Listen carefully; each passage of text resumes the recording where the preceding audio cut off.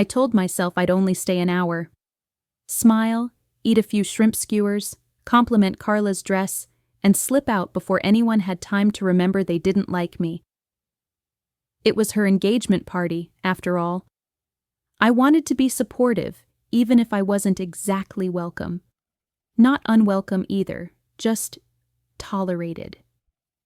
Like a guest who keeps RSVPing yes when no one expects them to show up, the venue was a rooftop overlooking the city skyline. Everything glittered: fairy lights, champagne flutes, Carla's smile. She wore white, of course.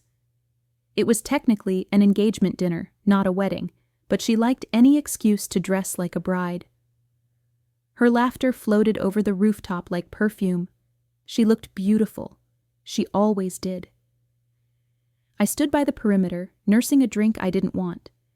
No one really came up to me except a few aunts who gave me tight-lipped nods. The conversations died down when I approached. I was used to it. I didn't come to be liked. I came because she was my sister. I spotted Julian, her fiancé, weaving through the crowd with a practiced ease. He wore a navy blazer, no tie, and smiled like he owned the place. I didn't know him well. We hadn't spent much time together. When we did, he was polite, but guarded. Tonight, though, he was different. Looser, louder, confident in a way that made me wary. I excused myself to go to the restroom. It was down a narrow hallway, away from the main rooftop. I didn't hear him behind me until I was already near the door. "Wow," Julian said. I turned. He was leaning casually against the wall, holding a glass of something amber. His eyes scanned me from head to toe, not subtly.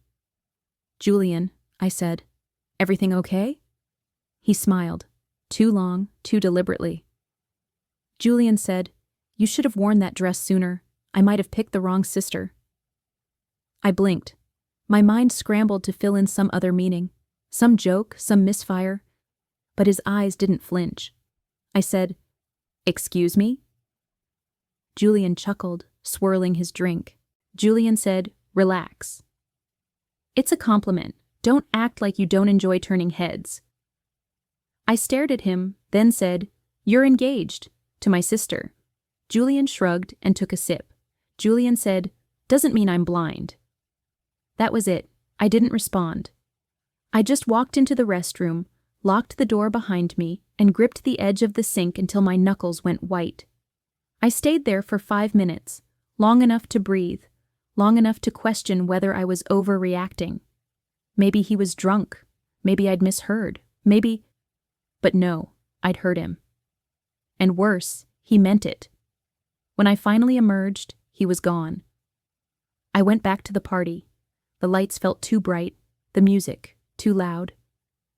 Carla was at the center of a crowd, laughing, basking in attention. I hesitated, then made my way to her. I said, "Can we talk?" "Privately?" She looked annoyed, but she nodded and followed me down the same hallway I'd just escaped. Carla said, "What's wrong?" I kept my voice steady. I wanted to be careful, precise. I said, "Julian said something inappropriate to me in the hallway. He said if he'd met me first, he might have picked the wrong sister." Carla blinked, then laughed, not out of amusement, out of disbelief. Carla said, "You're kidding." I said, "I'm not." I wouldn't lie about this. She folded her arms and leaned against the wall, mirroring his posture from earlier. Carla said, "You've never liked him." I said, "That's not true. I've always tried to be respectful." Carla raised her eyebrows. Carla said, "Really?" "Because you barely talk to him. You barely talk to anyone." I said, "Because I don't feel welcome." Carla said, "Maybe because you always act like you're above everyone. Now you're accusing my fiancé of, what? Flirting with you? On the night we're celebrating our engagement?" I said, "I'm not accusing. I'm telling you what happened." She shook her head, her jaw tight. Carla said, "You know what this sounds like, Elena?" "It sounds like you're jealous." Again. That hit harder than I expected. The same word they always used. Jealous. As if my existence was just a shadow of hers. As if I'd built my entire identity around not being her. I said, "You really think I'd make this up?" Carla's voice dropped, cold, clipped. Carla said, "I think you've always hated it when I'm happy, and now you found a new way to ruin it." I looked at her face. She wasn't confused, she wasn't heartbroken, she was angry at me, not him. I said, "I was trying to protect you." Carla said, "Don't. I don't need your protection, I need you to leave." And so I did. I didn't make a scene. I didn't cry or scream or demand she believe me. I just walked out. I passed our mother on the way out. She gave me a puzzled look, then glanced back toward the party as if to say, "What now?" I didn't stop to explain. Outside, the wind had picked up. I stood on the curb, staring at the skyline, unsure of what stung more, what Julian said, or the fact that Carla didn't even hesitate to doubt me. I ordered a car, got in, sat in silence the whole ride home.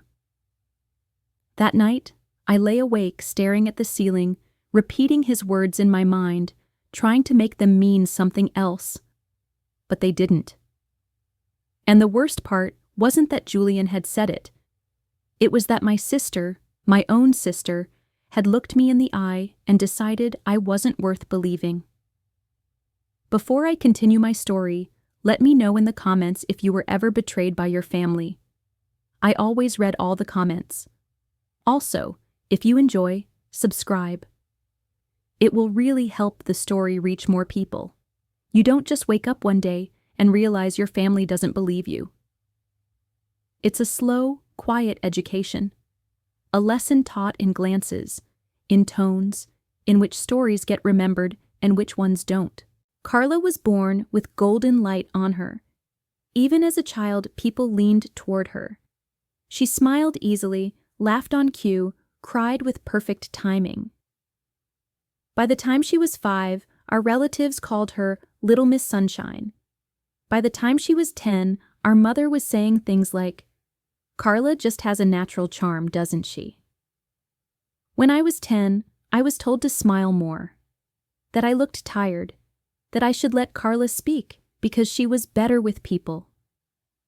I wasn't quiet by nature. I just learned not to interrupt a show everyone came to see. At school, Carla was the popular one. She joined cheerleading. She started dating boys young. She knew how to keep attention in the palm of her hand. I was the one who stayed in the library during lunch, who tutored other kids in math, who won the poetry contest no one in the family showed up to. I remember one Thanksgiving when I was 13 and Carla was 15. We were at our grandmother's house. Carla walked in wearing a sparkly red sweater, and our aunt gasped. Aunt Lisa said, "Oh, Carla, you look like a movie star." Then she turned to me and said, "Elena, sweetie, maybe add some blush next time." It wasn't cruel, that's what made it worse. It was casual. Like I was a rough draft, and Carla was the final version. Our mother didn't mean harm either, not at first. But she played her part. When I was 16, I got my first serious crush. His name was Ryan, and he sat next to me in English class. We studied together, laughed about the weird metaphors in Shakespeare. I thought something might actually happen. Then one day, Carla showed up at one of our study sessions by accident. 3 weeks later, she was dating him. I didn't say anything at first. I just faded out. I stopped sitting next to him. I told myself it didn't matter, but I couldn't hide the hurt forever. One night, I told our mother everything. Not angrily, just honestly. I said, it felt like she knew I liked him. And she took him anyway. Our mother sighed like she'd heard this story before in another life. Mother said, "You overthink everything. Ryan never even said he liked you." I said, "Still," Carla knew. Mother said, "Don't turn this into a competition. Just be happy for your sister. Just be happy for your sister." That line became a script, a mantra, a leash. Every time Carla crossed a line, the responsibility fell on me to forgive, to forget, to smile. There was another time, years later. I had just started my first job out of college, an internship at a local nonprofit. I was excited, proud. It wasn't glamorous, but it felt meaningful. At dinner, I shared the news. I was explaining the project I was going to help manage when Carla cut in to say she'd just booked a modeling shoot in New York. Everyone's attention turned. Our father clapped. Father said, "Now that's exciting." I remember sitting there, holding my fork, nodding along like I agreed. Afterward, in the kitchen, I told my mother I felt invisible. I said, "Sometimes it feels like nothing I do is enough." Mother said, "You don't need applause to matter. You're just more low-key. Carla's always been the star." She didn't mean it as an insult, but it stayed with me like one. By the time we were adults, I had stopped trying to compete. I stopped telling them about promotions, about publications, about the quiet successes that made me proud. It wasn't worth the blank stares, the delayed reactions, the redirected conversations. They didn't know I'd published essays in small literary journals. They didn't know I was managing an editorial calendar and writing grant applications that brought in funding for real causes. Carla, meanwhile, posted weekly updates on her social media about her wellness brand and her trips to tropical locations with men she never introduced at family gatherings. But no one questioned her. They celebrated her. She once posted a quote that said, "A queen doesn't compete, she reigns." It got 1,000 likes. I saw it and felt sick. When I spoke up on anything, I was too intense. If I had opinions at dinner, I was trying to start something. If I disagreed with Carla, I was bitter. Carla once told me during a family BBQ, loud enough for everyone to hear. Carla said, "Elena always wants to be right, even if it ruins the mood." I bit my tongue so hard it bled. I realized at some point that I wasn't the quiet one. I was the silenced one. I was the threat. Because I remembered too much. Because I saw too clearly. Because I didn't always play along with the fantasy that Carla's light made everyone else shine brighter. That's why when I told her what Julian said at the engagement party, I already knew how it would end. Not because I was wrong, but because in our story, I was never allowed to be right. The morning after the party, I stared at my phone longer than I should have. A part of me, maybe the child who used to hope too much, still believed I'd wake up to a message from Carla. Something simple, something human. I overreacted. "Can we talk?" But there was nothing. Just the usual flood of promotional emails and a silent message thread that still stung from the night before. Still, I gave her space. Maybe she just needed a moment. Maybe she was embarrassed. Maybe she wanted to believe Julian was perfect and needed time to process that he wasn't. By noon, I couldn't hold it in anymore. I sent her a message, calm, measured, honest. I wrote, "I didn't want to tell you what Julian said. I debated keeping it to myself, but I knew I'd never forgive myself if I stayed silent. I wasn't trying to ruin your night. I was trying to protect you. I hope, when the noise clears, you'll believe me."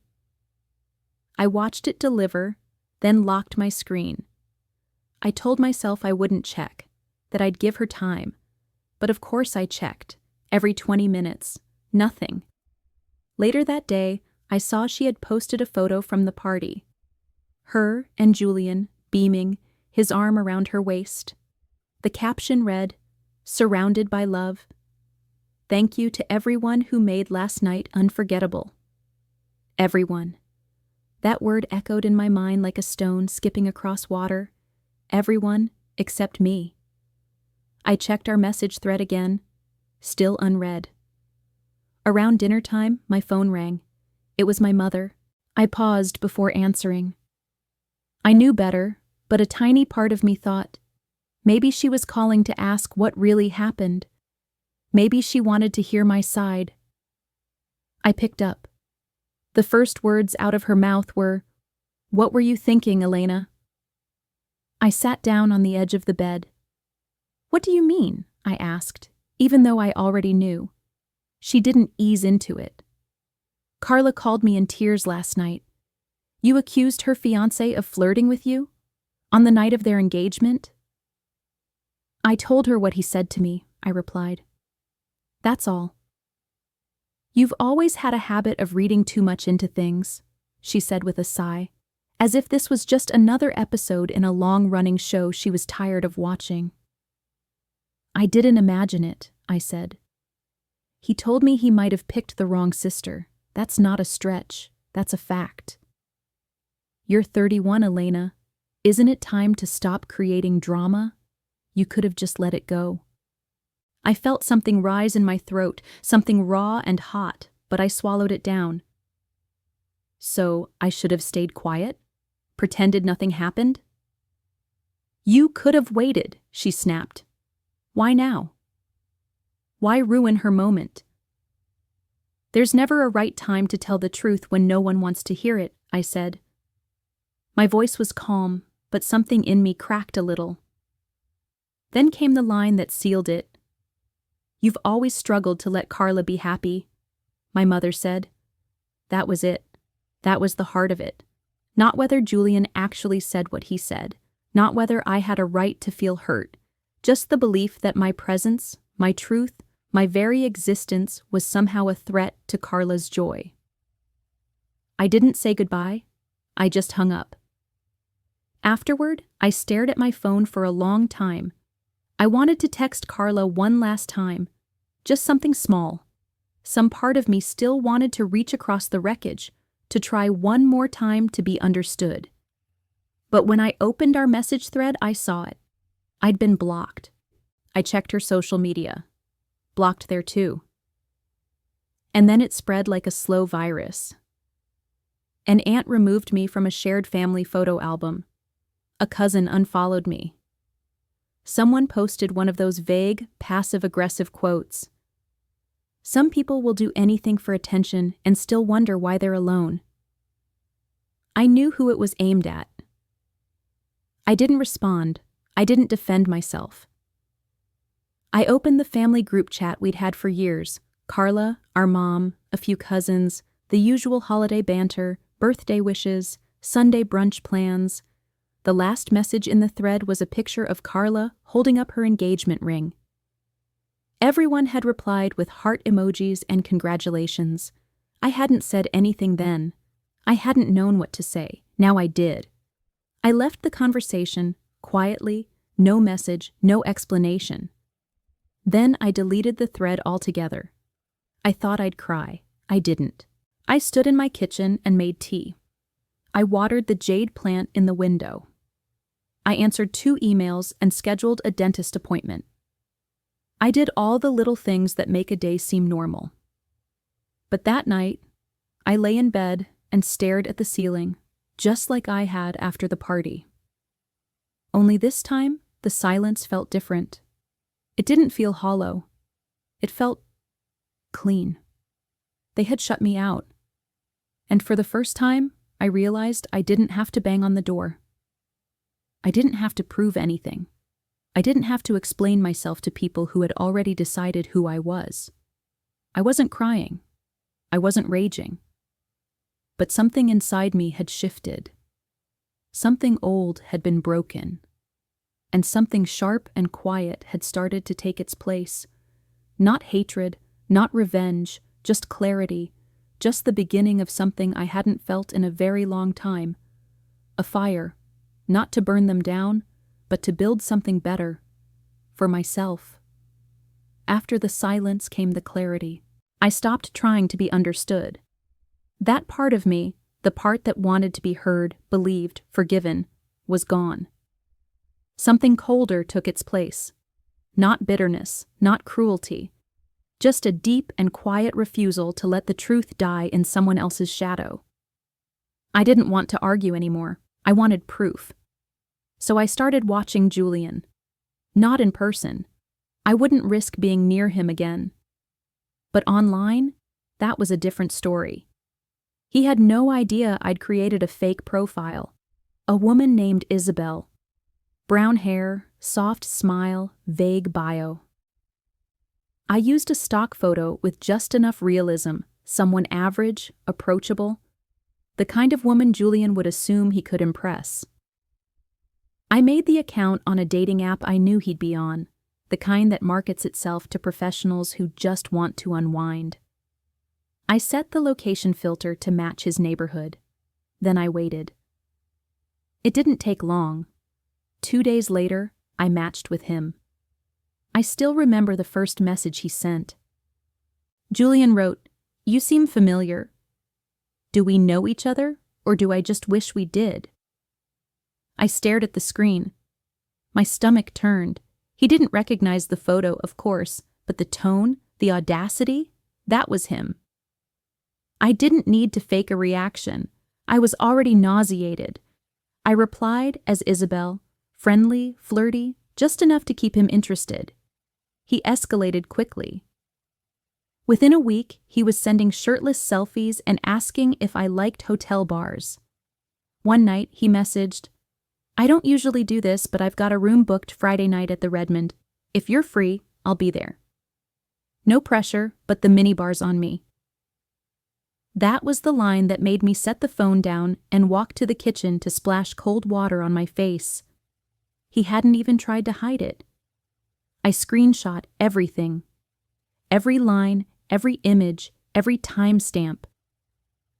I recorded a screen video of our full chat log, just in case he unmatched or deleted the thread later. Over the next few days, I kept my distance. No posts, no online movement. I didn't want Carla or anyone else catching a glimpse of me and wondering what I was up to. But inside, I was planning. Carla's wedding was growing closer. A production, from what I could tell, something big and showy and expensive. She was partnering with a local wedding influencer to livestream the event and create a video series titled The Countdown to Carla. That's how I found her, Natalie Drew, wedding content creator, 1.2 million followers, mostly known for filming ultra-glam weddings and making behind-the-scenes montages with pastel color grading and slow-motion veil tosses. I messaged her from an anonymous email I created that morning. No name, just the files. I wrote, "You don't know me, but you're scheduled to live stream a wedding that involves a groom who's been cheating. I'm not sending this out of jealousy. I'm sending it because the bride deserves to know. Attached is everything. I trust you'll know what to do." I included all the screenshots, the videos, even a copy of the hotel reservation Julian had sent. Then I closed the laptop and sat back. I didn't know if she'd read it or if she'd believe it. I didn't know if she'd do anything at all. But for the first time in months, I felt light. Not free, exactly, but lighter. Like I'd finally stopped carrying something that was never mine to hold. The next few days were quiet. I didn't tell anyone what I'd done. I didn't hint. I didn't boast. This wasn't about revenge. It was about truth. And if no one was going to listen when I spoke it, then I'd show it to them instead. The world had always told me to be quiet, to be polite, to let things go, to not make a scene. But sometimes, the only way to be heard is to make a scene loud enough that they can't look away. I had no intention of attending that wedding, but they would carry my silence with them, whether they knew it or not. And Julian? He had no idea that while he was picking out table linens and posting cute countdown photos with Carla, he'd already handed me the matchbook. All I had to do was light it. The wedding was scheduled for 4 p.m. By mid-morning, it was already being talked about online. Photos from hair and makeup, floral arrangements, glimpses of white satin and champagne glasses. There was a sense that something monumental was about to happen. And I suppose something did. I hadn't planned to watch the live stream. At least, that's what I told myself the night before. But when I sat down with my tea that afternoon, the link was already open in my browser. I told myself it didn't mean anything, that I just wanted to see if they would actually go through with it. The screen showed the outdoor venue, rows of elegant chairs arranged around a flower-covered arch.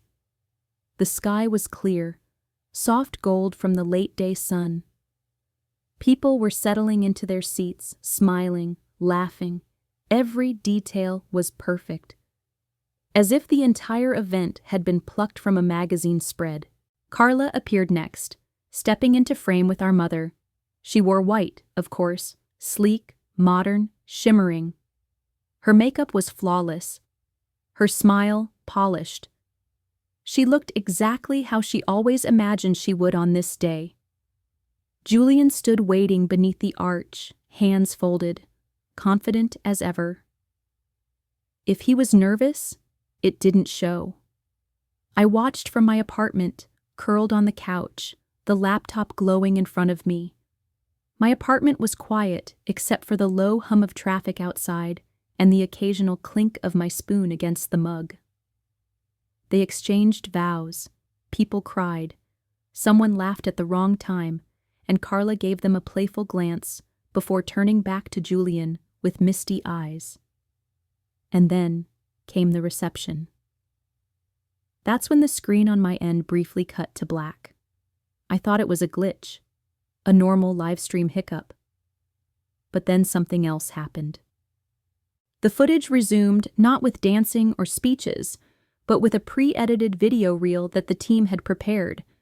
These were the kind of warm, romantic montages that usually played in the background during toasts.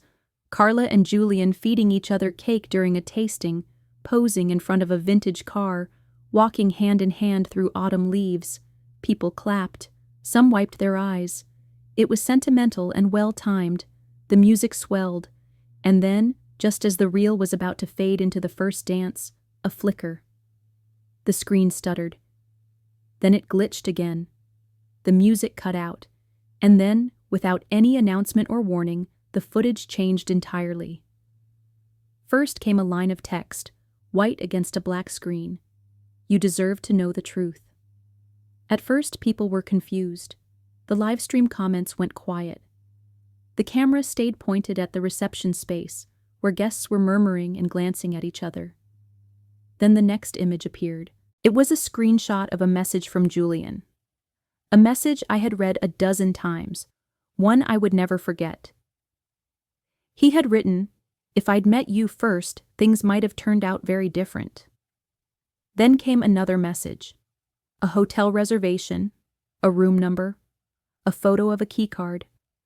Each message appeared cleanly, precisely timed. There were no names in the screenshots, but his face was there. His own words, his own photos. He had handed me everything. All I had done was hold up the mirror. I watched the faces of the guests shift from confusion to disbelief to discomfort. Someone near the front stood up and tried to whisper to the DJ. Another pointed at the screen. Carla was seated at the center table, directly in front of the projection. She didn't speak. She didn't move. She just stared. Her posture was perfect, frozen like a statue. Julian, on the other hand, was all motion. He stood, flustered, gesturing wildly toward the back of the venue where the media crew was stationed. I couldn't hear him, but I could read the panic in his body. He shouted something to someone off camera. A man from the crew rushed toward the cords behind the projector.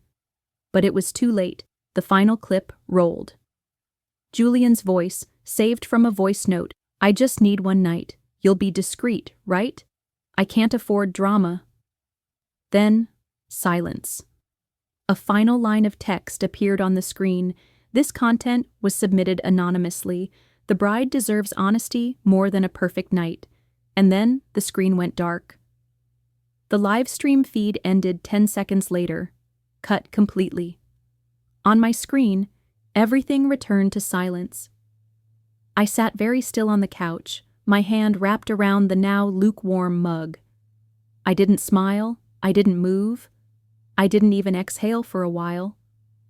I just watched the void where the wedding had been. I didn't know what happened next in that room. Whether the music started again. Whether someone stood up to salvage the night. Whether Carla walked out or made a speech. I didn't need to know. Because it wasn't about the aftermath. It was about the moment itself. The one moment when the truth was bigger than the lie. The one moment no one could look away. The rest of the world learned about it not long after. Someone had recorded the whole thing from their phone. The clip began spreading online within an hour. The comments didn't matter to me. The speculation, the captions, the endless replays, I ignored all of it. Because I hadn't done this to shame her. I had done it to be heard. Not just by her, by myself. For the first time in years, I wasn't silencing myself for anyone's comfort. And that was the real freedom. The message came just after midnight.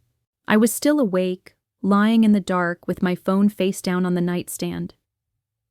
The room was quiet, the hum of the fridge in the kitchen the only sound. I hadn't looked at any news updates. I hadn't watched the reposted clips. I hadn't read a single comment. Then the screen lit up. It was Carla. Her name on my screen sent a jolt through my chest, not surprise, not fear. Just a sharp pang of something old and familiar. Her message was short, written in all caps like she was shouting through the phone. Carla said, "You ruined the most important day of my life. I hope you're happy." I stared at the words for a long time. No, did you do this? No, why? Just an accusation, a verdict. Even after everything she'd seen, her first instinct was to blame me. Not him. Me. I typed slowly. No emotion, no extra explanation. Just the truth. I replied, "I didn't ruin anything. He did. You just refused to see it." Then I locked my phone and placed it back on the nightstand. She never replied. I didn't expect her to. What would she say? That I embarrassed her? That I should have come to her privately? That I overreacted? Again? There was nothing left for her to throw at me that she hadn't already hurled years ago. In the morning, the messages from the rest of the family started rolling in. A cousin sent, "Did you really have to humiliate her like that? Couldn't you have handled it another way?" Another one texted, "I don't condone what Julian did, but this was petty, Elena. You've gone too far." Then a softer message from an uncle I hadn't heard from in over a year. "If it's true what they're saying, I'm sorry for not listening sooner." Someone else wrote, "You were right. I just wish you hadn't been." I didn't respond to any of them, not the angry ones, not the apologetic ones, not even the confused ones who said they were still trying to make sense of everything. Because I was done explaining. I had explained myself my entire life. I had explained why I was upset when Carla crossed a line. I had explained why I felt unseen. Why I spoke less at family dinners. Why I stopped showing up to birthday parties. Why I sat quietly in corners instead of pretending I belonged in the center. I had given them years of reasons, folded gently into polite sentences. And none of it mattered. Not until they were forced to see it for themselves. And even then, some of them still looked away. That night, I muted the entire family thread. Not just the group chat, each person, one by one. No announcements, no grand exit, just silence. I wasn't angry, not anymore. That's what surprised me most. There was no satisfaction in the fallout. No glee in watching Carla's perfect day unravel. No vindication in knowing the world had finally seen the man she chose for who he truly was. I didn't feel triumphant. I felt tired. Tired in a way that came from holding pain for too long and finally putting it down. I poured a glass of water and stepped onto the balcony, letting the city noise wash over me. Somewhere nearby, a dog barked. A siren passed. The world, indifferent as ever, kept moving forward. And I stood there in the dark, barefoot on the cool concrete, knowing that I no longer needed anything from anyone. Not from Carla. Not from our mother. Not from the cousins who called me difficult behind my back and sweet to my face. I had burned the bridge, yes, but I hadn't lit the match out of hatred. I lit it because I was never going to walk back across it again. Not for them. Not even for closure. This wasn't about revenge. It was about distance. Distance that wasn't temporary. Not the kind that waits for a holiday invitation or a death in the family to pull you back in. It was the kind of distance that lives in your bones. The kind that lets you finally exhale. Later that week, someone emailed me a link to a column in a local paper, an op-ed about weddings, truth, and the thin line between drama and justice. The writer never mentioned names, but I knew. The whole city did. I didn't read past the first paragraph. I didn't need other people to analyze what happened, like it was a debate. It wasn't a story. It was my life. And now, finally, I was writing the ending myself. One with no return address, no open door, just peace. Quiet, absolute, and mine. It didn't happen all at once. The rebuilding, it was slow, quiet, like clearing a field of everything that had once grown there, some of it beautiful, most of it choking me, and planting something new, just for myself. After the fallout, I didn't speak to anyone in my family. They didn't reach out again, not in any meaningful way. And I didn't go looking for them. I didn't scroll their profiles or check who was talking about me in hushed tones. Whatever story they told themselves about me now, it didn't matter. I had told my own. I left my apartment a few months later and moved into a smaller place in a quieter part of the city. It wasn't glamorous, but it was mine. I painted the walls myself, bought secondhand furniture, and reupholstered it in fabrics I actually liked. I stopped asking myself what my mother would have thought about the colors I chose, or what Carla would have said about my dishes not matching. For the first time in years, I heard my own taste in everything around me. I started writing again, not in secret, not in the pages of a locked journal or a nameless blog. I put my name on it, sent it out, got rejected, sent it out again. And then one day, an essay I wrote about voice and silence, about what it means to be disbelieved by your own blood, got picked up by a mid-size feminist literary journal. It didn't go viral. It didn't make me famous. But it reached someone. And that was enough. A week after it published, I received an email from a woman in Ohio who had been estranged from her sister for 10 years. She wrote, "Thank you for showing me that I wasn't wrong to speak up." Then another. A teacher from Vancouver said, "Your story reminded me that I didn't imagine what happened to me. I just happened to grow up in a family that couldn't handle the truth." Then another. A woman who had been silenced by her church. A survivor who had been told to let it go for the sake of peace. A teenager who hadn't spoken to her stepmother since being called a liar for reporting what her stepbrother did. They didn't thank me for being brave. They thanked me for being real. I realized then that I didn't need a stage. I didn't need applause. I just needed my words to land in the right hands. That's when I decided to start a small press. Nothing flashy, just a clean website, a submission portal, and a mission. To publish women who had something to say, especially if they'd been told not to say it. The first year was slow. I worked 2 side jobs to fund it, freelance editing and late-night shifts, helping to format manuscripts for self-published authors. I drank more coffee than I should have, made friends with the woman who owned the copy shop down the street. And still, it grew. Word got around. I started receiving submissions from people who didn't just want to publish. They wanted to be heard. Their stories weren't perfect, but they were real. And so I gave them space. One woman, a 60-year-old grandmother from rural Vermont, wrote an entire memoir about a marriage she spent 4 decades surviving. When we published her book, she called me crying. She said, "You're the first person who ever told me I wasn't being dramatic." Another author, just 19, wrote a poetry collection about the way her silence had been praised growing up. She had lines that made me ache in the chest.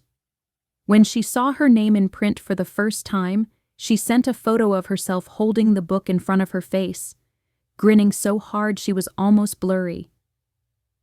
These were the women I chose to build a life with. Not the ones who shared my blood, but the ones who shared my truth. I never told any of them what had happened with my family. It wasn't a secret, it just wasn't the point anymore. I didn't need my story to be the centerpiece. I only needed it to be the door. I still think about Carla sometimes, not often, but enough. I wonder what she tells people now. If she rewrote the story. If she still believes I did it to hurt her, not to save her. I used to ache for her approval. Now, I don't even crave her understanding. I've outgrown it. Some people measure goodness by how quietly you suffer, how quickly you forgive, how little you disrupt the comfort of others. That was their version of good. The version where I kept my voice inside my chest until it fossilized into bitterness. The version where I smiled politely while my sister's fiancé whispered filth to me in a hallway. The version where I swallowed my discomfort for the sake of their peace. But I don't live in that version anymore. I live in mine. Where good means honest. Where quiet is a choice, not a punishment.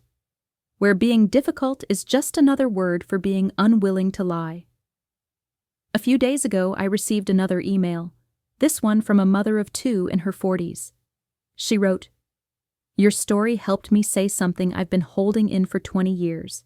It won't fix the past, but I finally feel like I've re-entered my own body."